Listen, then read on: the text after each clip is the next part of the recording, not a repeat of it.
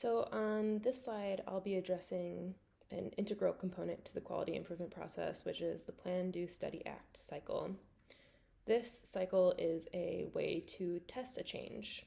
It involves asking what one is attempting to accomplish, establishing metrics to show that the change has brought an improvement, and determining what change can be made that would result in an improvement. So ultimately, the PDSA cycle serves as an implementation process to create an ease of transition when integrating new practices and standards. There are many variables that could be identified as the root cause, so the PDSA cycle allows for implementing one change, seeing how it works, collecting data and seeing how it works, and then refining that process or changing the plan as time goes on. So my PDSA cycle that I created is in this figure here. The plan addresses what is to be done. It includes making a quality improvement team to address the change. It examines the current practices and identifies the potential solutions. In my project, I've addressed the prohibition of mandatory overtime or overtime among nursing staff. In this way, I've developed an improvement theory to be applied to a unit. So then we go down to the do section, the yellow square, which involves the implementation of this plan. This is where the quality improvement team tests the theory. They implement the regulation of nursing overtime. The plan that I've created is to test this on one unit for 3 months.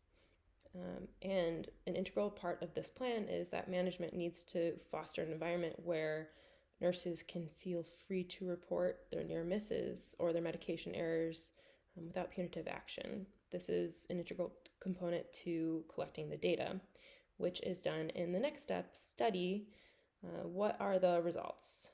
The data that's collected during the implementation is assessed and it's used to study the result. Did the prohibition of overtime lead to decreased incidence of near misses and medication errors? And then from studying and analyzing the results, you go to the ACT portion of the PDSA cycle.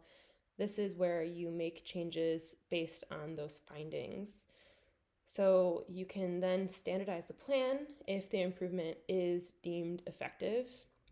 If it led to a decrease in near misses or medication errors, then perhaps the prohibition of overtime, mandatory overtime, would be made to include the entire department or different parts of the hospital organization.